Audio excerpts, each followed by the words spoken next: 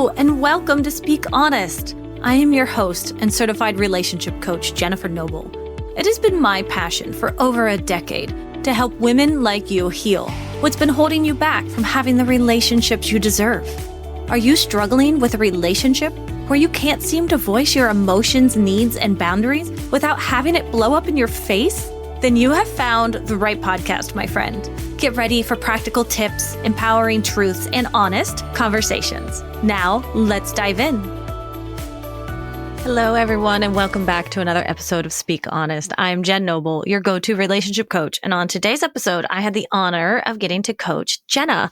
Now, Jenna came to me because her and her boyfriend had had a big blow up, and she wanted to know how to deal with it. And the great part was she scheduled the appointment with me a couple weeks ago. And then when she got to talking to me, they had already started healing. And so what I loved about this conversation with her is how we got to see coming to the other side of a rupture. And so, as I often talk about, we need rupture and repair to build resilience in our relationship. And so, as you see here, they had a rupture and they're building the repair. And eventually, this means the relationship will be even more resilient moving forward. And with resilience in a relationship comes fulfillment. So, I think this is a beautiful conversation to have. And I want to remind you that if you want to come on and have a free coaching call with me, a certified ICF relationship coach, I would love to have you on the podcast. We are still currently taking applications for the podcast. And we would love to get a couple more ladies in on the podcast and have this coaching call and really be able to help you through what it is that you need. And so if that's something that interests you, scroll down to the show notes and click on apply for a podcast coaching call. And so the way this works is you come on, we have about 30 minutes together. And if we find that the podcast would be inspirational for the listeners out there to listen to, we'll go ahead and feature it on the podcast. And that's what you're about to hear here with Jenna. And so this is a beautiful opportunity for you to come in and get the help you need, allow other women to hear your story. They get the help they need because maybe you're out there and you listen to the podcast and you know how helpful it is to listen. So if you're listening to my conversation with Jenna and you're getting help out of that and you have your own relationship issue you want to work through, jump on the podcast with me. I'd love to have you. But as you're listening to this conversation that I have with Jenna, I want you to be thinking about where are you constantly having a similar fight with your partner? Where are you feeling your insecurities are getting the best of you? And how is that affecting you and your expectations with your partner? So you'll hear me talk about covert expectations with Jenna. And I want you to check in on your own covert expectations. What is it that you're doing and trying to get a response out of your partner, right? Your husband, your boyfriend, your situationship, whatever it is. But are you doing something with the hopes that he will respond in a specific way? Because if you are, that's called a covert expectation. That's what we want to cut out. So you hear me talk about that in my conversation with Jenna. So I hope you enjoy my conversation with Jenna. Hi, Jenna. Thank you so much for agreeing to come on the podcast and be vulnerable and open with us. How can I help? Okay, so my partner and I had a problem a couple of weeks ago when I first listened to your podcast, which is actually why I listened to your podcast, because it got me deep diving into attachment styles. So I was looking for an answer as to why he reacted the way he did and why I reacted the way that I did. And I was more focused on like his abilidant attachment style. So that's what I searched up and your podcast came up. So we had an argument because it started with just like a regular day. I go to school during the week and on the weekends I'll go to his house. So Friday is the day that we have the most time to spend time with each other. So when I got there Friday, I like showered, I got all sexy, I put on lingerie and like makeup. And he was doing his typical thing, which is just playing video games. And I didn't say anything to him. I just wanted to see like what his reaction would be. So I like step out of the room and this is after work. So I was eating dinner, waiting for him to come out the office and see me all dressed up. And so when he came out, he said, "Oh, you look cute." And I was like, "What? What is wrong with boys? Oh my God. I was like, "What?" I'm like, "Cute?" Cute? Cute. A bunny is And cute. you said, right. Not me in lingerie and makeup and stuff. I'm Okay. fucking hot right now, kid. Okay. Like, Right. So that immediately just pissed me off. Like, I was just like, wow, like this is ridiculous. So I immediately shut down, and he was like, oh, do you mind if I like go play video games like with the boys for the rest of the nights? And I was like, well, I kind of didn't dress up just for fun. Like, I was kind of trying to initiate something. And he was like, yeah, but I'm just like super tired. Like, I promise we'll do something tomorrow. I was like, okay, that's fine. So then I went to lay down, and then I was like, no, you know what? No. yeah. Spoiler alert. It was not fine. It was not fine. Yeah. Was not. And I sent him a big text saying, like, basically what I'm sure you imagine my feelings were, where I was like, I dressed up for you. I did this. I put all this effort in, and you just completely made me feel stupid. Like, I feel embarrassed. So immediately he came into the room, and he was like, wait, what? Like, what happened? Like, you're mad? Like, I thought you were fine. And it just like spiraled into this whole argument about like me just not feeling like sexy lately, and like how like our sex in general just doesn't feel like we've been having sex, but it's just been like a quickie, or like not meaningful, not passionate. And how in past relationships the guys have always seeked me, and I'm not used to like having to seek him. And so for him, that just like hit like a hard, like he's just like shut down. He was just like super hurt, super mad. He was just like, this is embarrassing. Like, you're comparing me to your past relationships. That's not what I meant. And anyhow, he ended up needing some space, and he like went off, and like I went off, and then I found your podcast. Yeah. All right. So let me ask a couple clarifying questions. How long have you guys been together? We've been together for 16 months. Okay, great. All right. And do you guys live together or anything like that? No, I just stay over on the weekends. Cool. Okay, 60 months, you guys don't live together, anything like that. And you said previously your sex life had been pretty good, pretty passionate. About how long would you say it's been kind of fizzling out? Over the past, like, maybe like 4 months. Okay. Yeah, that kind of tracks just before like the year mark. Mm-hmm. Yeah, I can see that. And for you, you know that he's avoidant. Have you checked in with what your attachment style is? Yes, mine is anxious attachment. Okay, great. Yeah, Which that's kind of what Mm-hmm. Yeah, exactly. Now, I know we were talking a little bit before, and you said, well, you guys have kind of resolved this a little bit. You had a bit of a chat about it. You guys are kind of doing better. So how did that chat go? Like, what's going better? How was the deep conversation? Well, the deep conversation was essentially that he is feeling depressed himself currently. And he feels like when he's in that state of mind, he isn't like thinking about sex or me, and how he feels like he really hasn't been showing up for our relationship because he's been so in his mind about, like most men, work. Yes.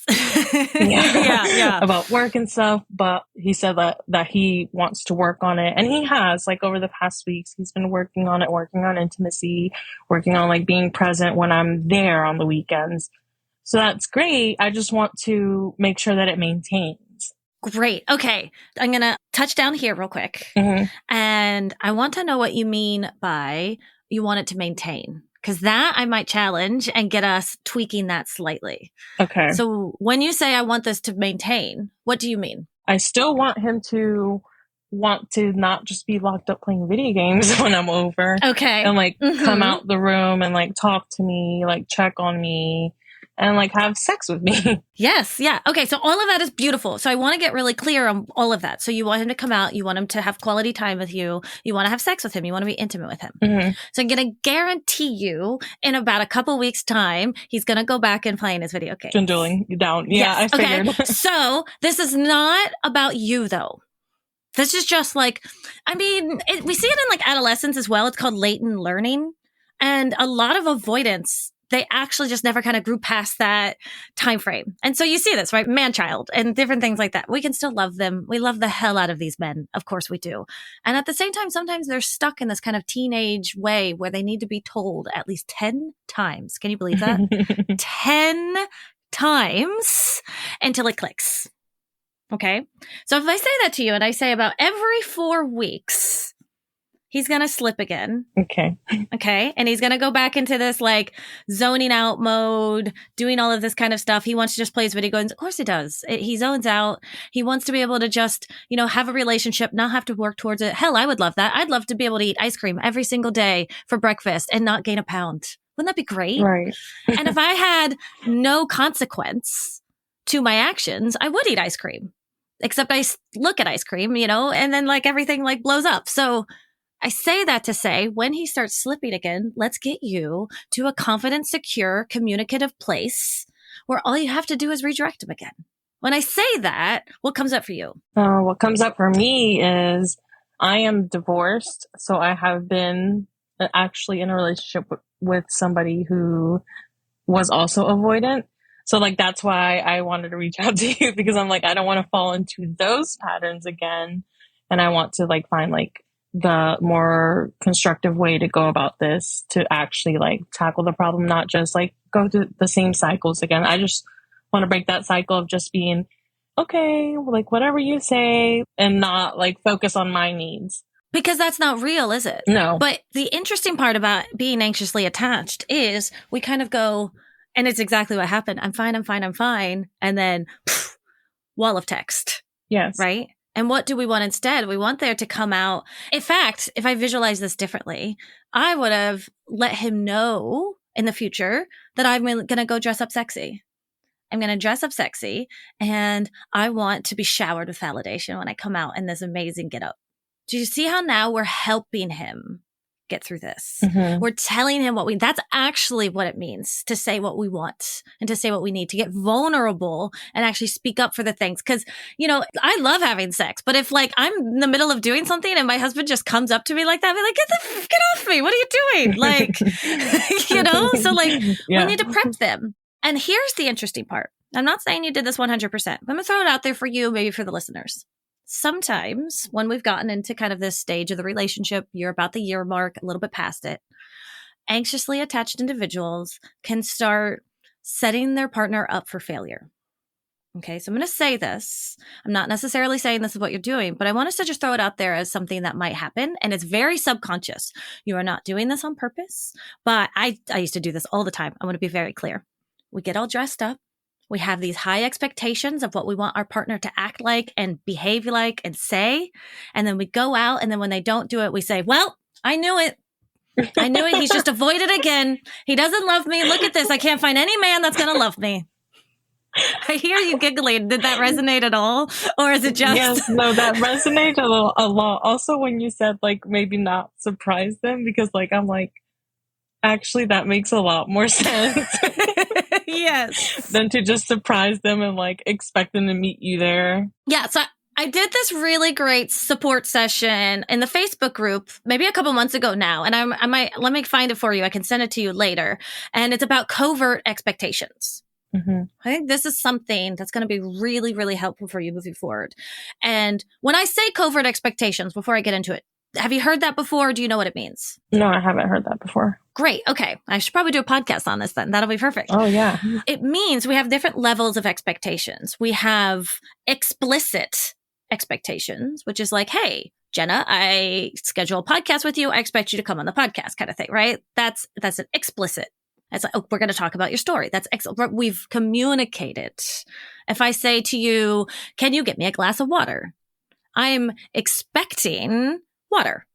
Okay. Now, an implicit expectation is when I'm having a conversation with someone and there's kind of a hint of what I'm expecting. So like, can I have a glass of water? And you always know I love the pink mug, like, right? Maybe I love my pink Stanley. So you're like, okay, you get that for me. And that, that's implicit. It's implied. We all know it. Mm-hmm. Covert expectation is no one is aware of what's going on except the person asking. And I say to you, hey, Jenna, can you get me a glass of water? And you just run to the faucet, you grab the first glass you can find, you get me a glass of water and you give it to me. Except I was expecting fizzy water in a Stanley with ice. Okay. So when I ask you for a glass of water, but my expectations are, well, she better get me that fizzy water in a pink Stanley with ice. What do you think is going to happen when you don't give it to me? Yeah, you're going to be disappointed because Setting We set expectations ourselves they don't up. know about. Yes. Yeah. So these are those covert expectations. So when you dressed up, you had an expectation that he was going to be like, ooh, hey girl, like sweep you off your feet, grab you right there, maybe not even make it to the bed on time, right? We do this. But those covert expectations, all they do is set our partner up for failure. Mm-hmm. So we just want to be more communicative in the future as to what we actually want. And it's okay to like dress up sexy for him. It absolutely is okay, so long as there's no covert expectations. If you dress up all sexy and you go into his room and he's like, not right now, babes, I'm playing video games. You'd be like, fine, whatever, I'll go have fun with myself, right? Now, there's no anxiousness, right? There's a secure behavior there. So it's not the action, just to be clear. It's not the action that's secure or insecure. It's the intent behind it. It's the expectations behind it. I'm glad you're saying this because Yeah. in my head, I had already shut down to that idea. I was like, okay, I'm never going to dress sexy for him ever again. Like, I'm done. Yeah, I have been there too. That's a very, why would you want to? You felt rejected. It makes total sense, right? These are the limited beliefs. These are what we call our attachment wounds. I am rejected. Maybe you felt not pretty enough. Maybe you felt not sexy enough. Maybe you felt unworthy or unloved. I don't know. And are any of those like kind of resonating as I'm saying Yeah, them? for sure. Yeah. Yeah. Those are what we call attachment wounds. And so we go through, and the way we become secure, right? I mean, a 30-minute podcast isn't going to get us there, but we work through this kind of scaffolding of healing where we start with identifying our attachment wounds. Yours, maybe it's, I wasn't sexy enough. I'm not enough. I wasn't enough for him. If I was enough for him, he would have dropped his video game for me. Do you hear that story? Absolutely. Yeah. Well, what I want you to do is I want you to immediately equilibrate that wound, which just means find the opposite. So tell me about a time when you were enough for him. Another time that I dressed up and did the same thing. And okay. And did you like result. It then? Yes. Yeah. Yep, Okay, it had a great. good result. Yeah. Yeah. That's right there, right? It's those moments because all that's happening inside of our bodies when we kind of shut down and we get triggered and we never want to do it again. It's just your body protecting itself. I love to think that part of myself when it happens now. And, that's next level. I'm not asking you necessarily to think it yet. We'll get you there. But it's just, I want you to know that it's just a part of you that is protecting you from all those times when you were a child, when you got rejected and hurt because you felt like you weren't enough or somebody told you weren't enough. It's not your fault at all. But by knowing this, you're going to be able to go into the next conversation without any fear of judgment or rejection or shame or anything like that. And you're going to be able to communicate to him. So instead of dressing up in sexy lingerie and having a covert expectation and then setting him up for failure, and then the two of you keep fighting every 4 weeks because he will totally slip back into playing his video games, I can guarantee you. Instead of doing that again, figure out, why did you want to dress in sexy lingerie? Start all the way back from the beginning. What were you hoping it would achieve? For just like time together, intimacy, just attention. Yes, right there. Time together and attention. So tell me about a way you could communicate that in a more direct way. Well, in my specific circumstance, because I'm in school, like, hey, baby, we only have Friday together. Would it be fine if we had dinner and played a board game after? All right. Would you be okay? Because you came up with that so fast. So we're going to go deeper. We're going to get this even better because I don't even want to hear you ask. Is it okay if we? No, None of this bullshit. No, is it okay if? What do you want? Oh, okay. And I'm not telling you to demand it. I want you to tell him, right? Well, I actually did that recently. Actually, Great. For Valentine's Day, we had a plan to cook or something at the house, but we cook all the time. And this is going to sound really, I don't even know if I can mention the place. Can I mention the place that we were going to? I'll just say, I wanted to go to a specific place. It's totally fine. Yeah. And I messaged him and I was like, hey, I know we had these plans, but actually, this is what I really want to do on Friday. I said, I want to go here and I want to eat this, that, and I want to just have a good time and talk. And he was like, you know what? Actually, yeah, that sounds good. We can do that instead. So, and we're doing that Friday. That's it. You're healed. You're fine. No, this is, no, Nope.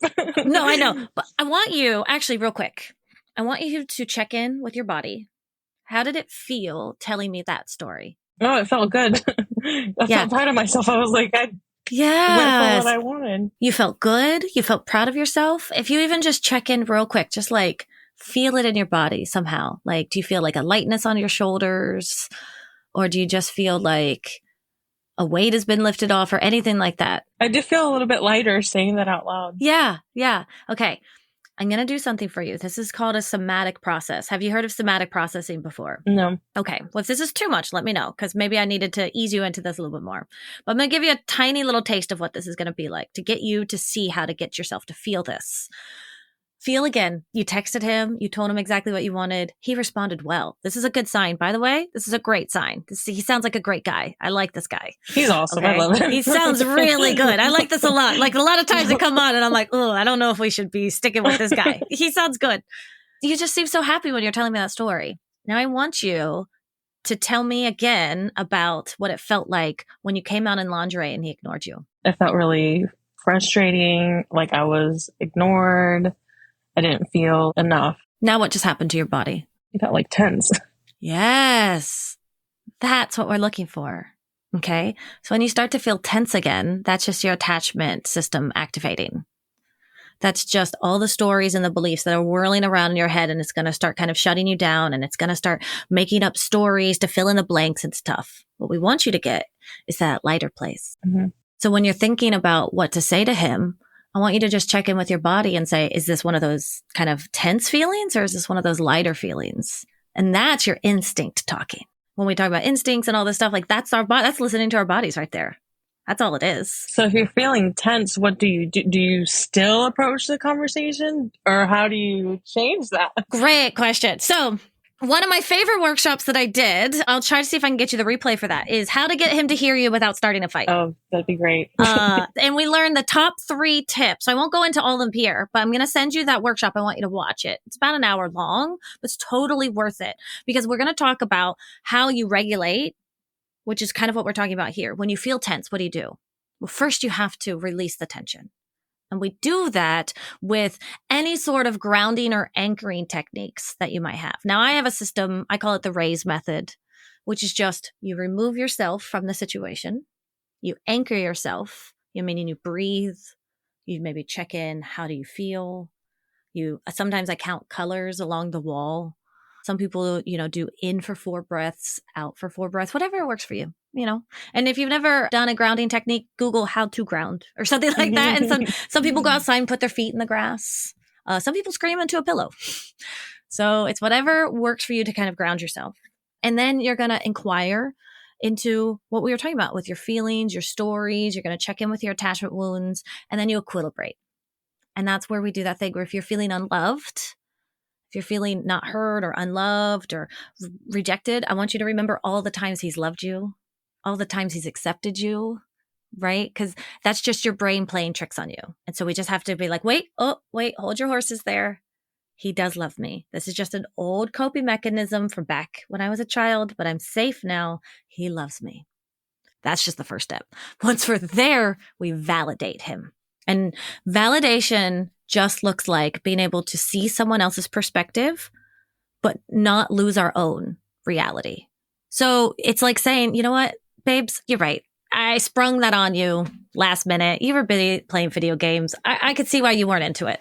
While still telling him, but it also hurt my feelings. See how we can hold space for both those things? Mm-hmm. And then we collaborate. So it's regulate, validate, collaborate. Those are the big 3 things that we want to be doing. And when we collaborate, it means working towards a solution. And that's what I wanted to talk to you about. I mean, you got your text, like, great. Like, that's exactly it. Because it's about working together, which is like, hey, I know we said, you kind of did it. You were very regulated. It didn't sound like you had any stories in your mind or anything playing tricks on you. So you went to him and you said, hey, I know we had plans for here, which is essentially a validation because you're agreeing with his reality. You both know you were going to do something else. But I really want this. What do you think?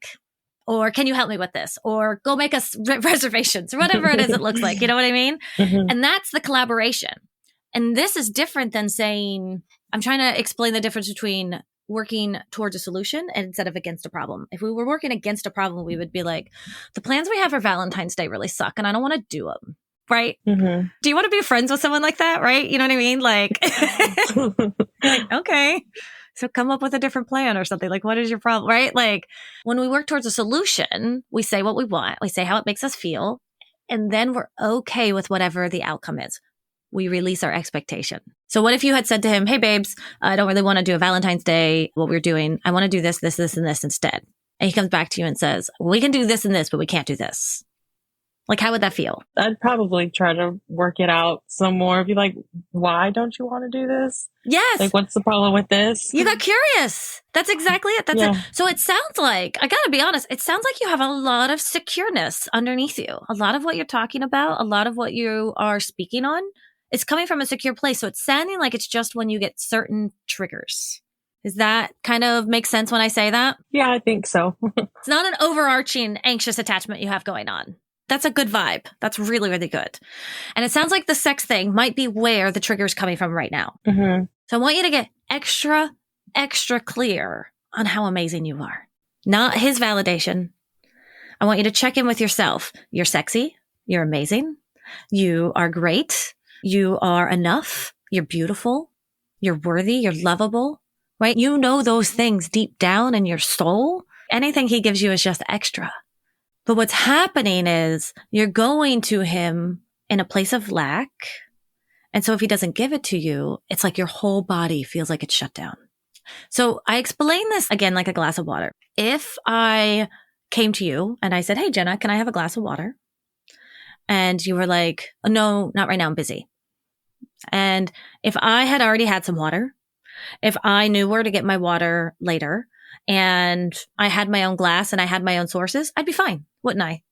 I'd be like, okay, no problem. I'll go get it myself. Now imagine I haven't had water in a week and I don't have a cup and I have no source for water. And I come to you and I say, Jenna, I need a glass of water. And you're like, oh, not right now. I'm busy. Same for you. Same exact situation. Everything's going on for you. You don't know my side of the story. You just, oh, no, I'm busy right now. I can't right now. Because I didn't communicate to you what was going on. I didn't communicate to you that I was starving or dehydrated. Now, how do you think my body's going to feel if you say no to me? Like it's in, starvation mode or like. Exactly. Yeah. But that is what's happening. It's you're starved for love and affection and sexiness and intimacy and emotional connection and all this stuff, right? But where we get hung up on, especially anxiously attached individuals, is we think our partners are the sole source of those things. Does that make sense when I say that? Yeah. Yeah. So I need you to go find it on your own for a little bit too. Mm-hmm. Find your sexiness. Wear cute underwear underneath your clothes when you go to school and just walk around knowing you're sexy, like buy it for you. Find ways in which you know you're amazing, regardless of what he says. And then your confidence is going to raise the both of you up together because it's going to take pressure off of him. Imagine if I'm sitting here and I'm like, I don't think I'm a good coach unless you keep telling me that I'm great at this, Jenna. Could you just keep so I'm really insecure right now. I'm sorry. I'm like really nervous. Could you just tell me I'm doing a great job right now? Imagine I'm doing that to you consistently, but with my energy, right? I'm insecure and I'm wanting more and more from you. Even us anxiously attached folks, right? We're going to be like, dude, chill. Yeah. And that's just kind of what's happening. It's not your fault. And it's not his fault. When he was a child, he was taught that he has to learn how to do things on his own. Absolutely. He was taught that it's unsafe if he asked for something that he needs, or it's unsafe if he gets weighted down with someone else's needs because maybe somewhere in his life, someone expected a lot out of him and he learned it was safer for him to run away than actually stay and work through it. So did you study us before this? Or? Yeah, so I have cameras all over your house. Cameras all over our house. You know our history. Yeah, I do thorough investigations before these podcasts. No, this is great. No, this is very. Mm-hmm. I know this is why people it's like we're psychics. We're not. It's just the same thing over and over. It's patterns. It's the anxious-avoidant dance, right? You'll hear me talk a lot about it in terms of you're dancing the salsa of uncertainty. He's dancing the solo tango, and the two of you are just trying to get your steps in alignment. And it sounds like you really want to work this out. So you can help him out by becoming more secure. And it sounds like he is the type of partner that's going to kind of come along with you. So there's two types of partners. There's the ones that when we become more secure, unfortunately, they can't handle it. They kind of need your insecure self, right? They can't handle it when you start setting boundaries. They can't handle it when you start asking for what you need.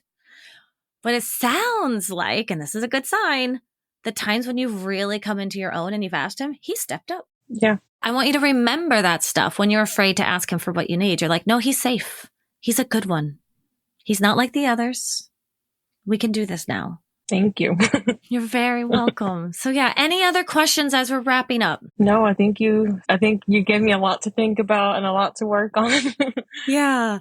Tell me a couple things that you want to work on moving forward, because I love to hear it in our own voices in order to get your mind ready to go moving forward. Tell me the couple of the takeaways. So yeah, I would like to work on when I am feeling that flight or fight moment, how to calm down my nervous system and like regulate myself before I approach the situation, and like validate myself and like the good things that he has done and the good things in him and the good qualities in him and in myself, and then come forward and talk about it when I'm more regulated in a more calm manner. Yes. And that step right there is going to be beautiful. And then when you inevitably mess up, because you will, we're not perfect. Hell, I still blow up at my husband every once in a while. And then I'm like, damn it, sorry. Like, whoopsie daisies on that one. Yeah. Then we're going to give yourself compassion and you just come back in. I don't remember if because you came to one of our support sessions. So like you're in community and stuff like that. You come and you ask us questions. You ask me questions again. Mm-hmm. You come and join the program if you want to join the program. You get in with the other women and you see you're not alone in this. And you just keep working towards healing your attachment wounds, identifying your attachment needs, and then being able to communicate. And all of that comes with regulating, validating, and collaborating. It's all just kind of a stepping stone. We just weirdly weren't taught it as children. We can do it now. We really can. And it sounds like you guys are going to do a great job together. Thank you. I appreciate that. You're so welcome. All right. Well, thank you so much for coming on here and for opening up and being vulnerable about your situation. And thank you so much, and just have a beautiful week. Thanks. You too. Take care. I just want to thank Jenna again for coming on the podcast and for just being so open and vulnerable about everything she was sharing. I know it can be quite of a taboo subject to talk about sex and to talk about how it is that we feel around it and that we don't feel enough, or we're trying out new things and it's not working. And that is the type of stuff I want to be talking about here at Speak Honest, because we need to be open and honest about this stuff in order to get the help and the healing we need. And the situation that Jenna was going through, I've been through it myself. You know, I used to send like sexy pictures to my ex, and then I would get like a thumbs up emoji back. You know what I mean? Some of you out there listening, this happened to you probably yesterday, because men can be dumb sometimes. And I don't know why, but I want to smack them upside the head and be like, you need to cherish these queens that you have in your life, men. Like, get your shit together. But sometimes they don't, and we need to give them a leg up. We could see how, in my conversation with Jenna, we talked about, well, maybe there was a covert expectation. Maybe she was setting him up for failure a little bit as kind of a protest behavior to say, point and look and say, see, he's the problem, not me. Now, this is a very subconscious thing. It's not at all like something you do. It's not manipulation. I just want to be very clear here. It is just something that's happening internally. We just want to be mindful of it. That's all. So again, just thank you so much to Jenna for coming on. And if you want to come on the podcast, if you want to get a free coaching call, apply to come on the podcast now. I would love to chat with you. Maybe you sent a text to your husband and he didn't respond back to you the way that you wanted to. Maybe a little bit like Jenna as well. It's really hard for you to regulate. It's really hard for you to get to that place where you can go and have that conversation with him. Great. Jump on. Let's go through the RAISE method together. I'll break it down slower. We can actually work on somatic processing. We can go through a compassionate inquiry to see, where's this coming from? When did it start? Where can it take you? Because we just want to get curious inside of our bodies and figure out, hey, what is this pointing me to? There's nothing wrong with any action that we do. It's just a protective coping mechanism. That's all. So again, if you want to come on and get coached, scroll on down to the show notes, click on apply for a podcast call, and I would love to have you on the show. But everyone, I hope you have such a beautiful week. Take care. As we wrap up today's conversation, always remember that healing is a journey, not a destination. And it is an honor to be a part of your healing journey. If you want to dig deeper into the topics we covered today, be sure to head over to our show notes where you can find all of the valuable information mentioned in today's episode right there. And please remember to rate, review, and subscribe if you enjoyed today's podcast. Your feedback means the world to us and helps others discover our podcast. Until next time, remember to speak up and speak honest.